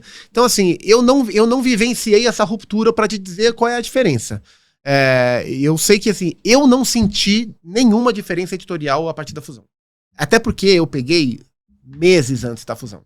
Tipo, as empresas já estavam se fundindo, mas as equipes não, né? Então eu trabalhei só com a equipe ESPN 6, 7 meses só, antes da fusão de equipes. Então, assim, eu sinceramente não senti nenhuma diferença editorial. O que aconteceu foi a gente passar a se acostumar a trabalhar com pessoas que a gente não trabalhava, assim. Sim. Alguns que já eram meus amigos, outros que eu não conhecia e passei a conhecer, e pessoas de estilos diferentes. Eu acho que essa foi a maior dificuldade, assim. A equipe da ESPN tinha mais ou menos um estilo, a equipe da Fox, de maneira bem generalista, tinha um estilo um pouco diferente. Para algumas pessoas foi mais difícil adaptar. Eu me considero uma pessoa muito adaptável, eu consigo transitar bem em diferentes cenários, diferentes tipos de programa. Então, para mim, não foi difícil. Mas para algumas pessoas foi porque teve ali um choque de estilo entre as equipes. Mas editorialmente, eu sinceramente não senti nenhuma diferença, não. E falando nessa questão de duas... eram dois mundos um pouco diferentes, né? A ESPN talvez um negócio mais clean ali, de repente a galera da Fox com uma energia um pouco mais... mais ácido, mais vinha assim, de uma coisa mais ácida. que era o né? formato da época. Pra você, tem alguma diferença? Você prefere algum desses dois estilos? Conseguiria transportar pra aquela época do Fox Rádio, por exemplo? Assim, de novo, eu fiz bastante... Antes de eu trabalhar na ESPN, eu fui... Quando o Fox Sports Rádio ele começou aqui em São Paulo. Foi, Isso, São Paulo. Eu era Isso. no Bexiga aqui. A Fox era no Bexiga. Era no aqui. Bexiga. Eu fui algumas vezes, boas vezes como convidado. O Ben já me chamou algumas vezes, a galera da produção me chamou. E eu sempre fiz me divertindo. Então, assim, se por um acaso eu nunca tivesse trabalhado na ESPN, não existisse a fusão e eu fosse trabalhar no Fox Sports, eu acho que eu conseguiria trabalhar numa boa. Mas eu me identifico mais com o jeito, o perfil que a ESPN sempre fez. Mas assim, é o que eu te falei, eu trabalhei numa rádio jovem descolada, fui trabalhar numa rádio AM do povão, com um público diferente, fui pro esporte interativo, fui pra ESPN, e eu sempre gostei muito de transitar entre os diferentes estilos. Se eu tivesse que apontar apontaria mais o ESPN do que o Fox. Mas eu faria de maneira bem tranquila. E tem um fator emocional muito grande na sua ida e até na sua relação com a ESPN. E ficaram alguns caras da época, né? Que você assistia, eu também assistia. Como que foi trabalhar com esses caras? E se tem algum cara que, pô, você tem uma relação bem bacana, que você sempre sonhou em trabalhar junto e hoje você tá trabalhando? Assim, minha grande referência de adolescente era o Paulo Calçade. O Calçade tem que ser uma referência pra todo mundo. Sim. O Calçade é uma bandeira. Ele hoje, né? Amanhã. Tá tentando trazer ele, que seria, pô. Ele não é só uma bandeira da ESPN, mas Sim. é uma bandeira da nossa classe, sabe? ele Tem que ser uma referência pra todo mundo. E o cara íntegro, Não, sensacional. pô, educado. E o que ele é um oráculo também, Nossa, conhecimento. muito, Não, sabe? e assim, podem existir diferentes tipos de comentarista, estilos de comentarista. Mas você tem que saber, por mais que o seu estilo possa ser diferente do dele, entender o que Ali é a base, o né? nível de excelência partir ali. daqui eu saio. E o Calçade é um nível de excelência, acho que na nossa classe dificilmente vai ter. E eu era moleque, e eu enchi o Calçade de e-mail na época, dizendo que eu queria ser jornalista, que meu sonho... E ele sempre foi um cara incrível. Eu tinha 15 anos, ele já me respondia e-mail. Caramba! Persiste, vai lá, Que tal. legal. Aí eu entrei na faculdade, mandava, agora eu entrei na faculdade. E ele, não, vai isso aí, continua, e assistir palestras e tal. Então, acho que desses caras mais antigos, o que eu tinha esse maior fascínio de um dia poder trabalhar junto era com ele. E aí isso aconteceu. E o primeiro programa que eu fiz com ele foi maravilhoso. Eu me lembro que quando eu tava no esporte interativo, teve o Jogo do Brasil aqui, eu fui cobrir um treino, não sei o quê, e foi a primeira vez que eu dividi uma cobertura com ele. Aquilo já me deixou super emocionado, assim, sabe? E hoje virou normal, né? Porque as coisas... O cara virou seu amigo, né? Amigo, colega, trabalho, referência, um professor nosso. Mas poxa, você poder dividir um estúdio com um cara que é a tua referência quando moleque é uma coisa muito legal. E aí, ao longo do tempo, você vai criando outras referências, né? Porque você vai moldando o seu próprio estilo. E você vai tendo referências diferentes. Eu acho isso muito legal. Você vai acumulando referências, né? Sem ficar só apegado à mesma referência que você tinha desde sempre. Acho que pro Zupac deve ser mais ou menos aquele negócio do jogador da base que joga no videogame. Exatamente. E aí vai trabalhar com o cara depois, a emoção deve ser parecida, né? Mas é exatamente isso, porque quando você é moleque é algo muito distante, você vai se moldando, observando esses caras, né? Eu sinceramente não sei se hoje a relação é a mesma, se a molecada de hoje nutre essa mesma relação de admiração.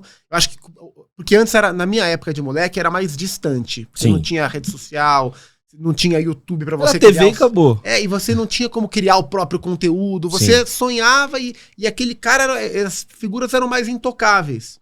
Então, quando você encontrava, era uma coisa muito mágica. Hoje é uma relação mais próxima.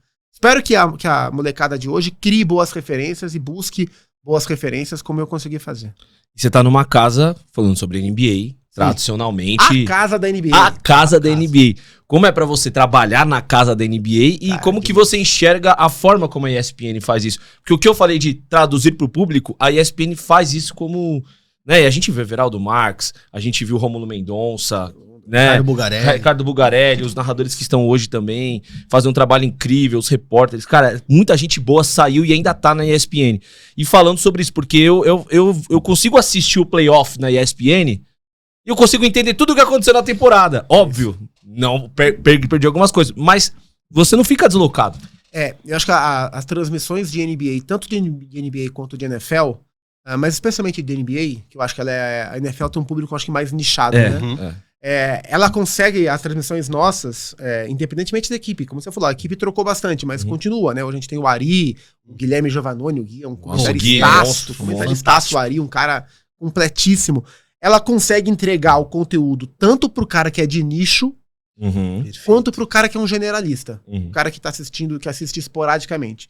Ela consegue ser informativa, ela consegue ser divertida, ela consegue ser leve, ela consegue dar uma informação, uma estatística ali que só o cara que consome, o heavy user da NBA vai entender, mas consegue dar um contexto, então ela é uma transmissão muito completa. Eu gosto muito da nossa cobertura de NBA. Eu gosto da NBA, mas eu assisto a valer o meu time. Eu assisto o Houston, sou fanático pelo Houston, eu amo o Houston.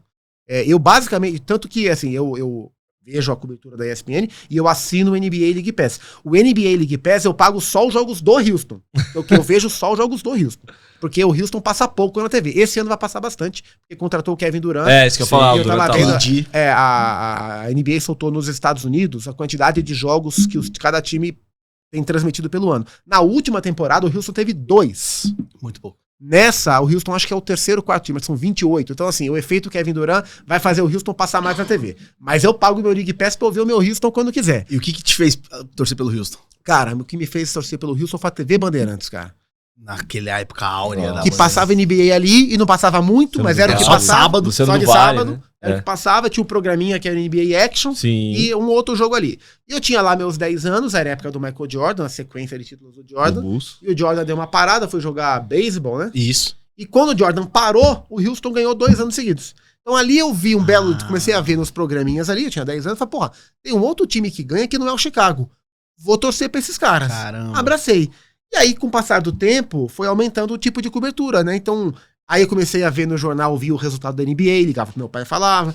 Aí depois chegou a internet, eu comecei a ver site. Depois eu comecei a jogar NBA Live, comecei a conhecer mais jogadores. E aí depois você passa a ver todos os jogos. Então, o crescimento da cobertura me possibilitou acompanhar mais o Houston.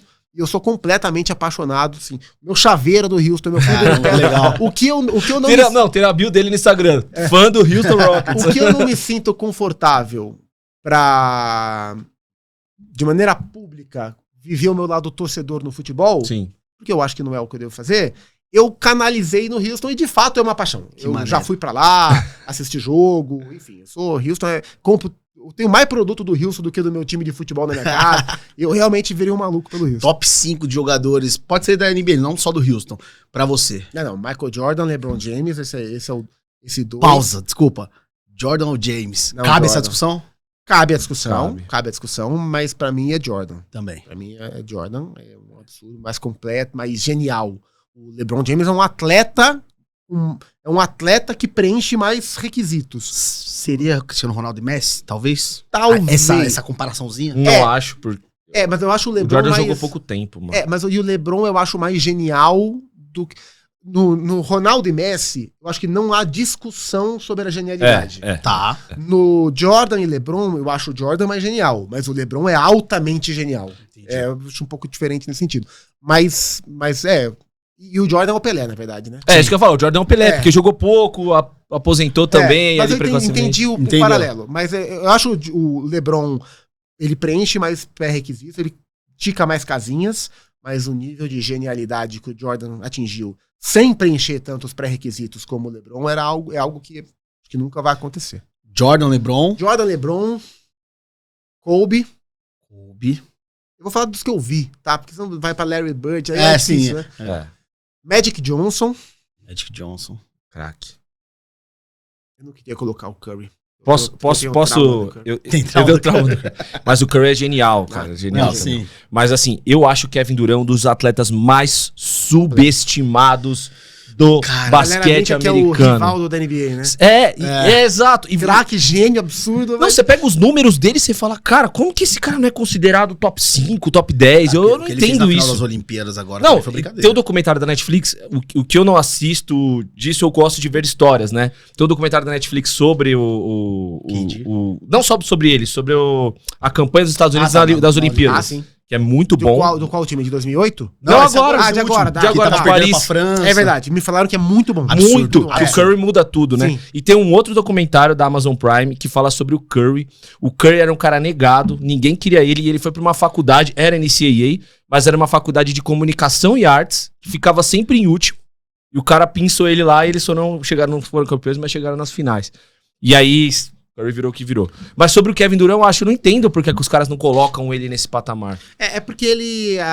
Eu acho que ele é muito valorizado, mas nos grandes times que ele jogou, especialmente no Thunder. no OKC e no Golden State, tinha uma estrela maior. Maior que ele. No caso, era o Westbrook na época do OKC. Sim. Embora o Kevin Durant e o Harden, que era o sexto homem, eram muito importantes. E tinha o Curry e os Splash Brothers ali. Ele chegou depois que o Klay time estava Thompson. consolidado. Mas eu não vou colocar o Curry, não. Embora ele seja o quinto melhor. eu vou colocar o Hakeem Olajuwon, que é o cara que me fez torcer pelo Houston. Também. Por simples memória afetiva, ele vai ocupar o quinto posto aí pra fechar. Pegou a época da Indy One, com certeza. Da Indy One, que era o Globetrotters. Ah, sim. Que sim. fazia aqueles DVDs, pô, era Sim, genial que os maravilhoso. caras faziam. É, porque era uma época mais lúdica, né? É. Era a época mais lúdica. Eu não cheguei aí, mas eu lembro que tinha show dos Harlem Globetrotters no ginásio de Sim, Ibirapuera. Ibirapuera, sim, eles teve, faziam teve. o mundo todo, Ele ganhavam fazia muito tour. dinheiro. isso, hoje- Legal demais. Vou bater num ponto que você mesmo comentou sobre hoje é mais natural a gente, quanto jornalista, falar o time que a gente torce. É muito natural. É, Eu digo que acho que é até incentivado. hoje é mais incentivado, as pessoas estão menos. Embora a rede social sempre tenha um babaca que vai querer falar Sim. besteira.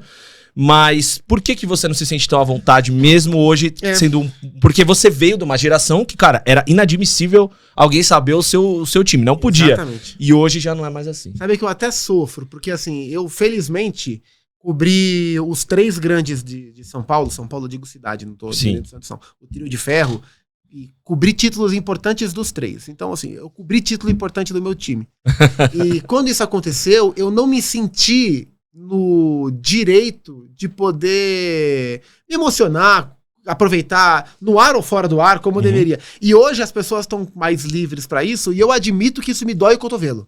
Sabe? Quando eu vejo alguém podendo viver livremente, de maneira pública, Sim. no ar ou fora do ar. Um momento tão sagrado para, né, para quem ama futebol, quer ver o seu time ganhar algo importante. E eu, na minha época, não me permiti, porque era como se fazia. Sim. Né? Enfim, é uma questão minha, mas ok, isso eu trabalho em terapia.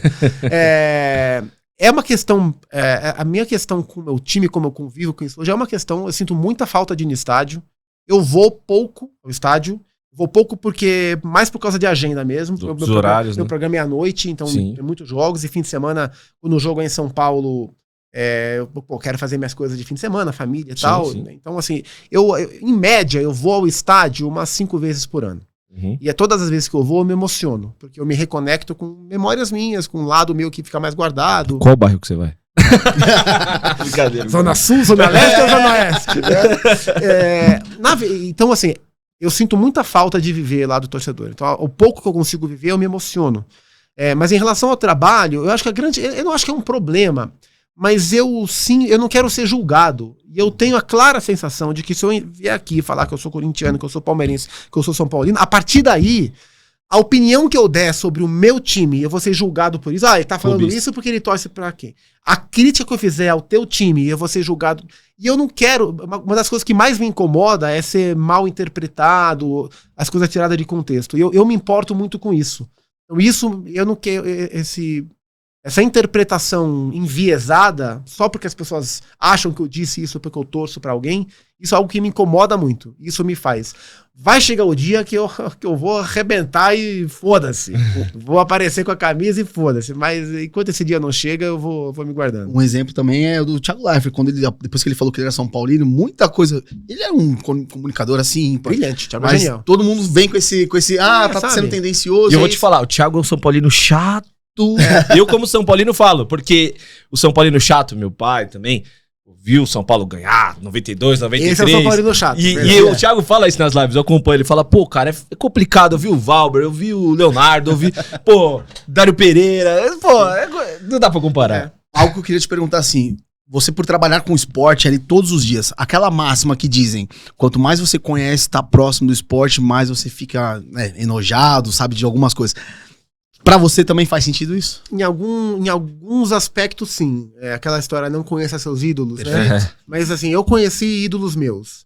Alguns que eu me apaixonei ainda mais, uns que são amigos meus hoje, outros que eu falo, puta merda, cara. Esse cara é meu ídolo. Puta, eu preferia ter a memória dele só, sabe? Então, isso acontece, não tem como. Acho que em toda área é assim, né? Mas acontece.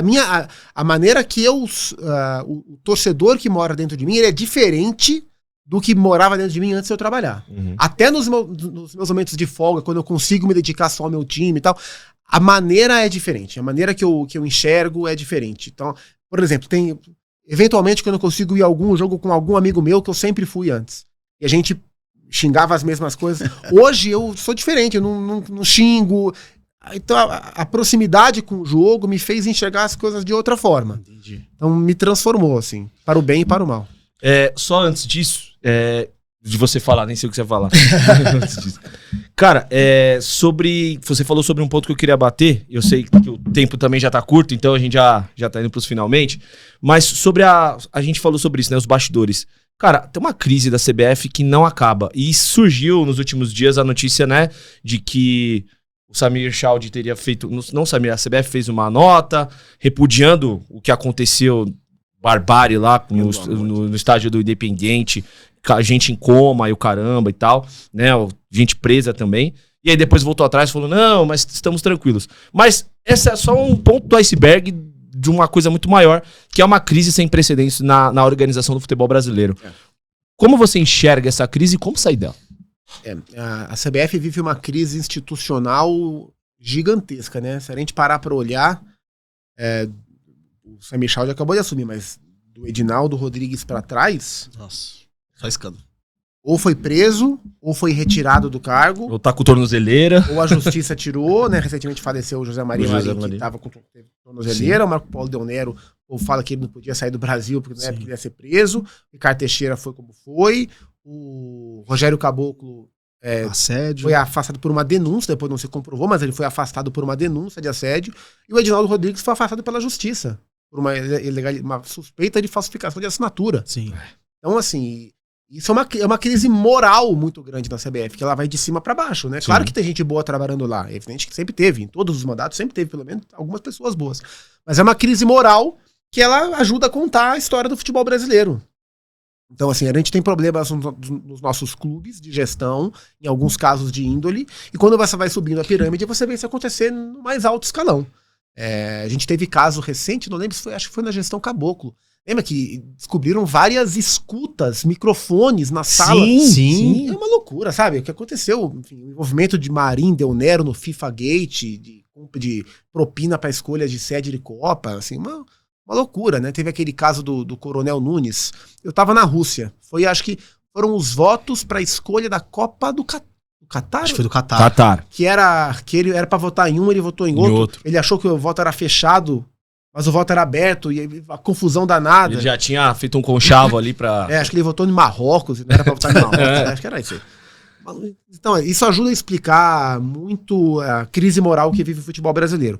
Eu não conheço o Samir Chaldi, nunca tinha ouvido falar nele, quando ele foi eleito, aclamado, o presidente da CBF, mas em termos estruturais do que o futebol brasileiro precisa, não estou falando de aspecto moral porque eu não conheço, mas de mudanças estruturais no futebol brasileiro, os primeiros meses de gestão aparentemente mostra uma preocupação com coisas que fazem sentido. Sim. Calendário, fair play financeiro, acho que são aspectos bem importantes. Tem que estruturar mais futebol feminino, futebol de base, a série dele quer transformar.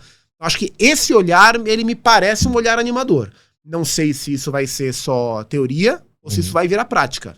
Mas ter esse olhar de início me parece animador para questões que são muito importantes, especialmente calendário e especialmente fair play financeiro. Exato. Cara, e aí você puxou e aí me veio uma memória, e aí eu queria pedir a permissão pra falar com você sobre. À vontade. A gente falou um pouco de moralidade e estrutura da pirâmide, que a gente vai entendendo por que o futebol brasileiro talvez esteja como está. Sim.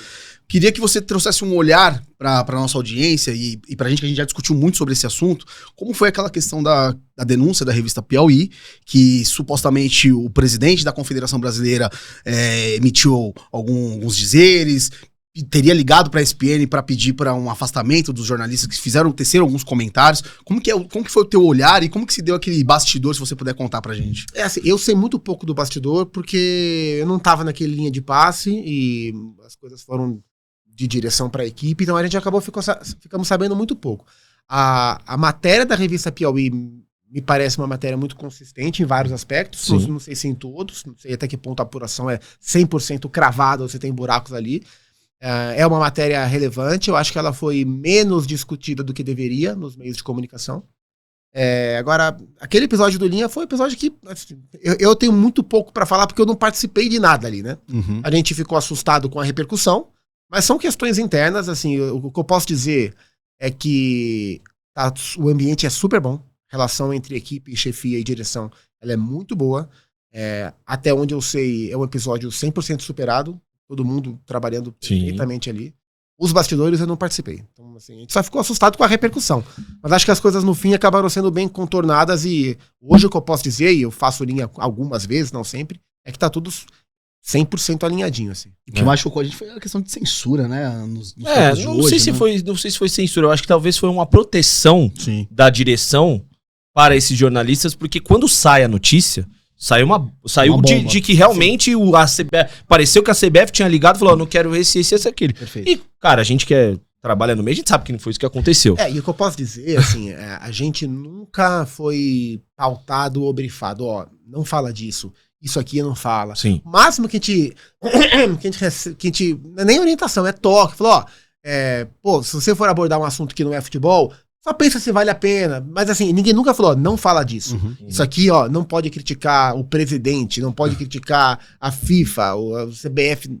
Isso nunca aconteceu. Nem antes e nem depois. Então, assim, eu não sei os meandros dessa história, porque eu não participei, mas a gente nunca foi brifado sobre o que pode e o que não pode falar. A gente sempre teve liberdade para falar sobre o que a gente quer, a gente faz o juízo do que vale a pena ou não, mas a gente nunca foi limitado a falar sobre isso. Bom, antes da gente finalizar a nossa entrevista aqui, maneira demais, já queria te agradecer.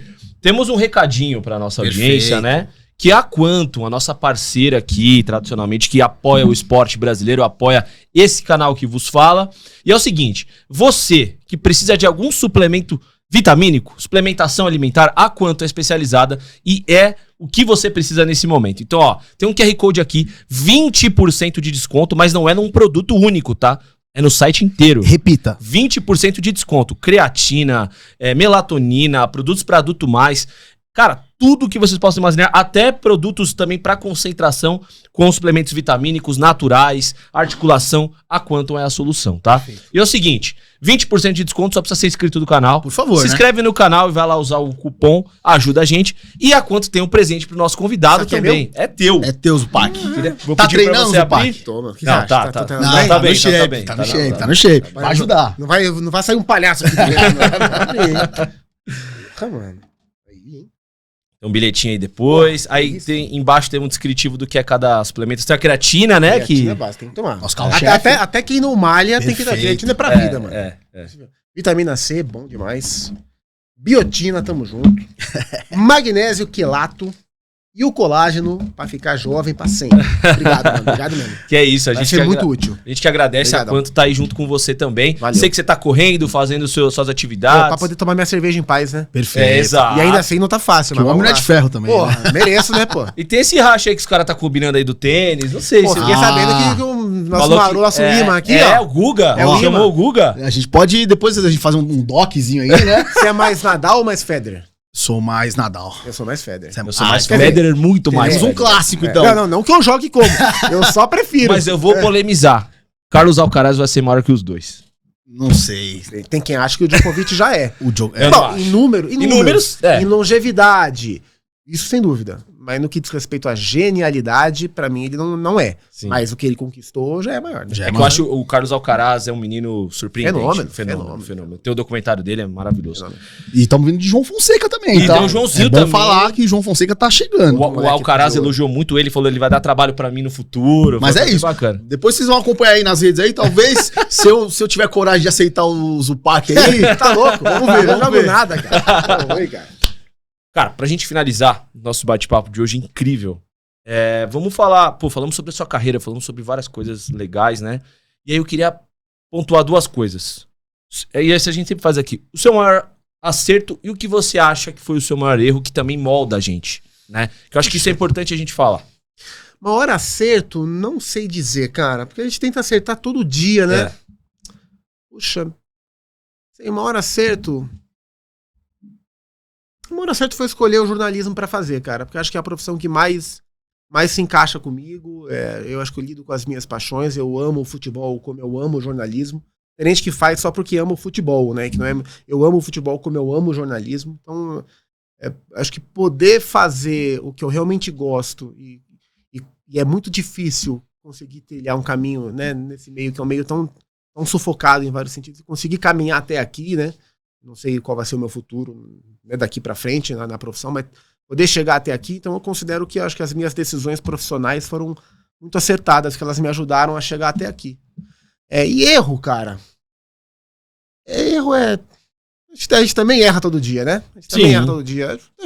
Talvez o meu maior erro foi um episódio que ficou até conhecido quando eu trabalhava no esporte interativo. Teve um dia que eu fiz uma piada no intervalo de um programa que passava no YouTube. Eu me desatentei, fiz uma piada que eu não deveria fazer.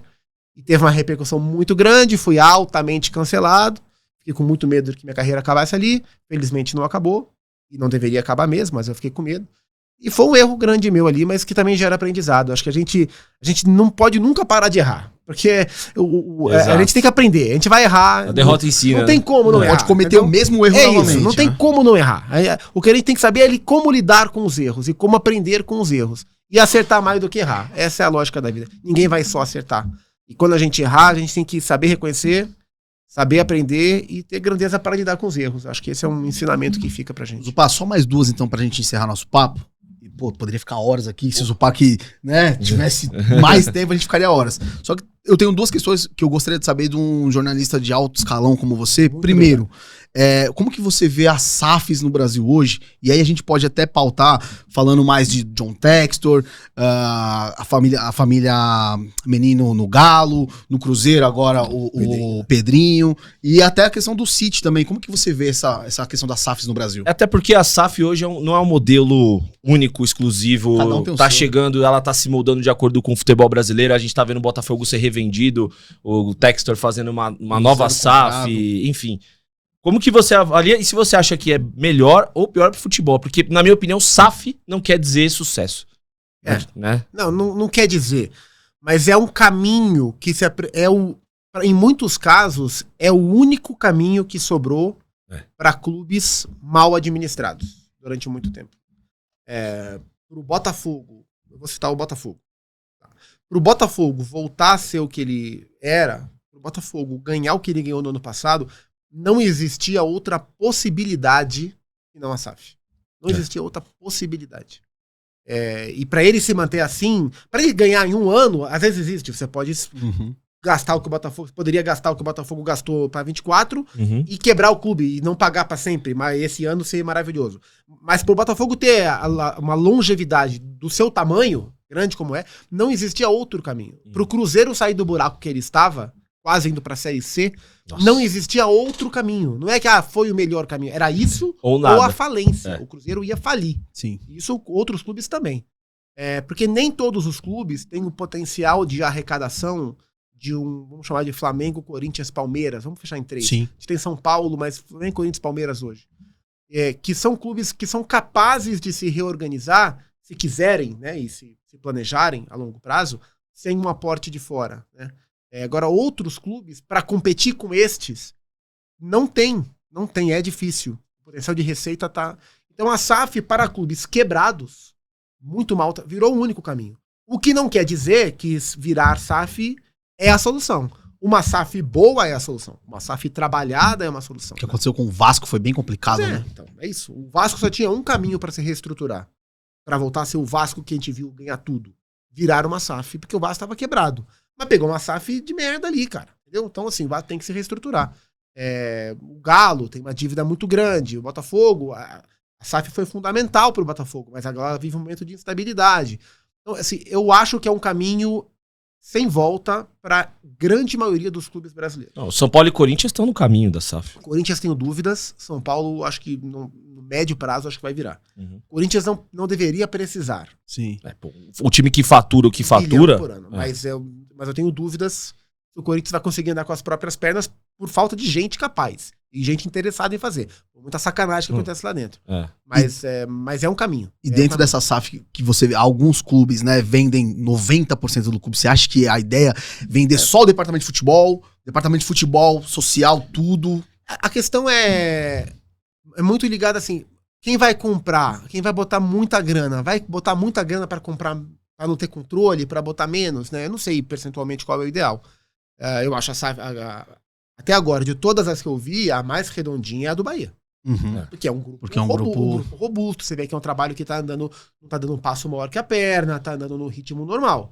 A do Red Bull também, acho, né? Por ter... que o Red Bull é mais do que SAF. O Red Bull já não é. mas Já é outra Por parada. exemplo, um cara que é pouco falado, porque teve alguns ruídos, mas a SAF do Ronaldo, ela foi fundamental pro Cruzeiro. Sim. Claro que a SAF do Pedrinho permite ao Cruzeiro dar um passo que a SAF do Ronaldo não daria. Sim. O Ronaldo tinha um limite, um teto. O Ronaldo é muito rico, mas tem um teto de investimento ali. Sim. Agora, pegar o Cruzeiro onde pegou e entregar o Cruzeiro pronto pro próximo passo, o passo que o Ronaldo deu com o Cruzeiro foi um passo que ninguém queria dar. Ninguém Tirar o daria. time da lama. Literalmente, Né? cara. E preparou e tinha um teto. E aí, se ele fez um bom negócio, por quanto ele comprou, por quanto ele vendeu, não é a questão. Mas para o Cruzeiro, foi uma retirada da lama, assim, para colocar perto, para enxergar o horizonte, fundamental. Sim.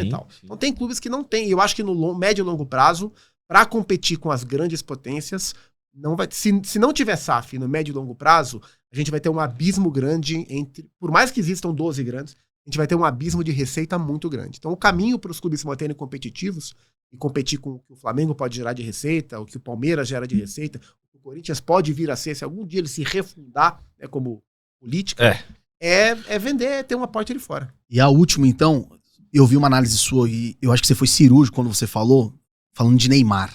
E a gente tá vivendo meio que um looping eterno, uma cíclica que... Só ver as últimas semanas. Cara, eu queria que você pudesse reproduzir aqui, porque isso. realmente eu acho que, novamente, você foi cirúrgico no entendimento do que é o Neymar hoje. Você pegar, eu não sei que dia que foi, mas não faz muito tempo. Teve Santos e Juventude no Morumbi. Sim, Porque, Sim, umas 2 semanas É. atrás. E a gente teve agora Santos e Vasco. Depois de Santos e Juventude, as pautas dos programas todos eram: Neymar tá pronto pra voltar pra seleção? 2 semanas depois do Santos tomar um pau do Vasco que tomou, não tem como o Neymar ser convocado. Então esse é o looping. A gente vai de Neymar, tá pronto pro Neymar, acabou, a cada sequência. É claro que isso se justifica pelo tamanho do Neymar, pela crise do futebol brasileiro, crise Sim. da seleção brasileira. O Neymar a discussão sobre Neymar na seleção, ela só existe da forma que existe porque o Brasil não ganha nada há 20 e tantos anos. Né? Uhum. Se a seleção fosse uma seleção forte, independentemente do Neymar, a discussão sobre a volta dele seria menor, né? Então a gente fica no imaginário de que o Brasil vai voltar a ser um time capaz de ganhar a Copa se o Neymar estiver junto com essa molecada. E eu nem acho que seja isso. Mas a gente vive um looping, porque a gente fica esperando a volta de um Neymar que eu não sei se vai voltar. Eu não acho que O Neymar, foi exatamente o que eu falei no vídeo. O que o Neymar tem jogado, a gente identifica como algo que a seleção precisa ter? Não. O Neymar não fez nada que justificasse a volta dele para a seleção. Ele só minutou. Então, mas a simples minutagem dele já vira um motivo. porque a gente imagina que ele possa recuperar em algum momento o futebol que ele já teve. Então, se o Neymar for convocado pelo Ancelotti segunda-feira, né? Aliás, quando for pro ar já vai ter convocado, né? Sim. E se o Neymar estiver convocado pelo Carlo Ancelotti, não é pelo que ele está jogando, é só porque ele está jogando e apostando no Neymar de algum momento. Porque justificar a convocação, tecnicamente, você não se justifica. Tem pelo menos 10 jogadores na posição dele que jogam mais do que ele hoje. Sim. E o ponto do Neymar pra mim, que eu acho que é um ponto de reflexão pra todo mundo, cara, o Neymar é um craque, ele é o diferente. Claro que... Ele tem eu acho que ele tem que estar no grupo, mas ele tem que ser honesto com ele mesmo. Às vezes eu vejo, e eu concordei com o que o Luxemburgo falou, o Neymar tem um ego tão grande que ele acha que ele não pode ser criticado.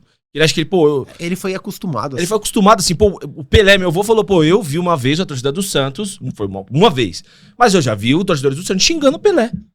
Isso aconteceu. Isso faz parte, porque o futebol é humano, o futebol é passional. Então eu acho que assim, a postura do Neymar tem que ser muito mais dentro de você vem para ajudar, ou você quer ser o cara badalado, a 10 e a faixa, a caixinha de som. Porque eu acho que ele vai ajudar. Agora. Assim, se a lista dessa segunda-feira fosse a lista da Copa do Mundo, eu pensaria, talvez para ter no grupo e ver o que é que rola. Mas eu não vejo nenhuma urgência de ele ser convocado. Sim. Não acho que ele mereça ser convocado. Eu acho que o Brasil é capaz de ganhar a Copa sem o Neymar. Essa ideia de que o Brasil só ganha a Copa se o Neymar tiver, para mim, é uma ideia utópica. Copa do Mundo não é um campeonato do melhor time, é um campeonato de um mês ali. A Argentina não era o melhor time. De longe. Ganhou por causa do Messi, mas o Neymar não é o Messi. Neymar não é o Messi. São jogadores diferentes. O estágio atual do Neymar, o Messi nunca teve como o Neymar tá agora. Né? Sim. O Messi seja mais velho do que o Neymar. Acho que o Brasil é capaz. É claro que com o Neymar bem, o Brasil tem mais chance. Mas o Neymar bem a gente não tem visto. Né? Então, o Neymar é uma figura muito complexa, né? Sim. E tem eu tenho 1 milhão de críticas que eu poderia fazer sobre ele. E acho que outras tantas que fazem poderiam não ser feitas. Sim. Uma coisa que eu acho que ajuda a explicar o efeito Neymar e torna ele muito complexo, o Neymar é o primeiro craque brasileiro 100% inserido nessa era de rede social.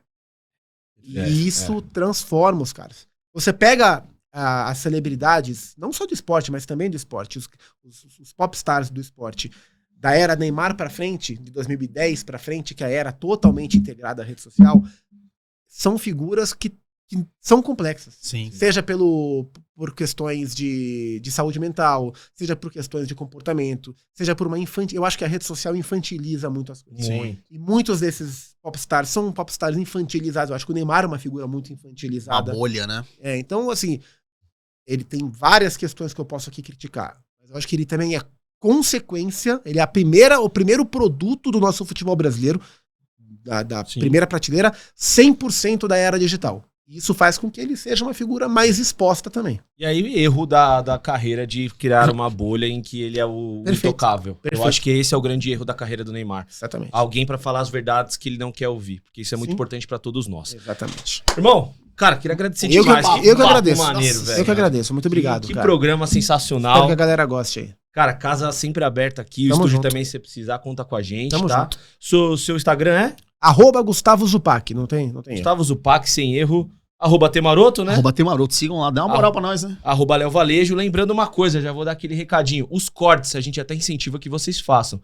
Desde que dê os créditos, tá? verdade. Só dá os créditos, gente. Não tem problema, não vamos tirar a monetização de ninguém. Mas tem muita gente aí, não dando os créditos. Então dê os créditos pra gente, É beleza?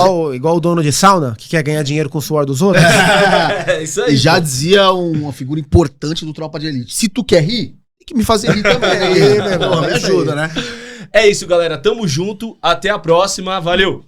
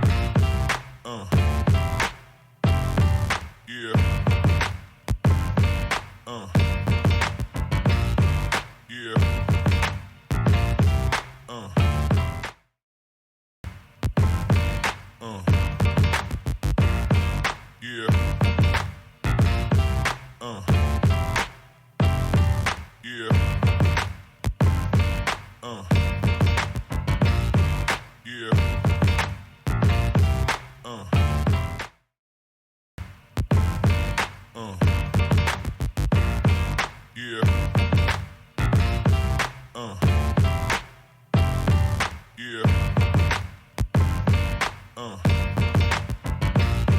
Yeah.